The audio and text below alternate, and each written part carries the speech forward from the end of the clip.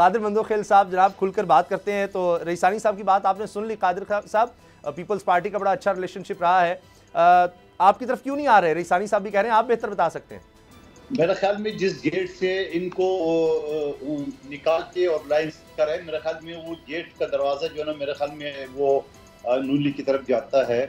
और बिल्कुल रईसानी साहब ने खुल के बातों नहीं की, बातों में आपको सब कुछ बता दिया है कि वही बाप पार्टी है जिसने हमें सेनेट में वोट दिए तो मुस्लिम लीग नून ने आसमान सर पे उठा लिया है। ये वही बाप पार्टी है जो कल तक पीपल्स पार्टी में थे और रातों रात जो है ना ये नून लीग की तरफ रुख मोड़ा गया। और फिर उसके अलावा मैं इन्हीं से पूछता हूँ, इन बाप पार्टियों के रहनुमाओं से, इन सब लोगों से, कि क्या मिसिंग पर्सन में के लिए आपने बलूचिस्तान असम्बली में कभी आवाज़ उठाया? बलूचिस्तान असम्बली में कोई करारदाद पास हुई है? और बलूचिस्तान के तरक्याती फंड में जहाँ पीपल्स पार्टी के दौर में असलम रईसानी साहब हमारे वजीर आला थे, तो ये बेहतर बताएंगे कि 35 अरब जो है ना वो एक साल के एक MPA को फंड मिले थे। क्या उस फंड का प्रॉपर यूटिलाइज किया है? क्या उन्होंने वो इस्तेमाल किए? लोगों ने नहीं। तो मैं समझ रहा हूँ कि बलूचिस्तान की सियासत एक अजीब रुख की तरफ जा रहा है, जो कि अच्छे लफ्जों में न मीडिया याद करती है, न आगे वाला वक्त उसको याद करेगा।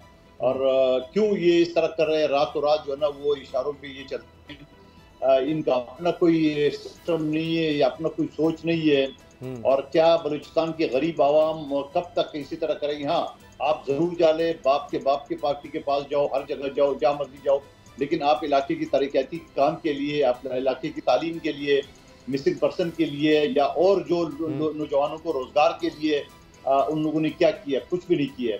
आज फिर एक मरतबा ये हुकूमती पार्टी की तरफ गए और जो कि ये इनके ख्याल है। मैं आपको बता दूं, ये जिस आदमी के पीछे फिर रहे वो तो अदालतों से कम मुजरिम है, सजा याफ्ता है, वो तो नायल है। तो ये बताओ, अभी 3.25 महीने रहे ये, तो वो तो नायल है, अभी तो सुप्रीम कोर्ट में उसकी तारीख भी नहीं लगी है, तो ये कैसे वज़ीर-ए-आज़म बनेगा? तो ये ख्याली है। ये जो लोग खुश हो रहे, कोई नहीं होगा। नवाज शरीफ मेरे से लिख के लो, नवाज शरीफ साहब कभी वज़ीर-ए-आज़म नहीं बन सकेगा, आप लिख ले। और अभी तो उसके केस पेंडिंग है। सब्सक्राइब करें और बेल दबाएं ताकि कोई खबर रह न जाए।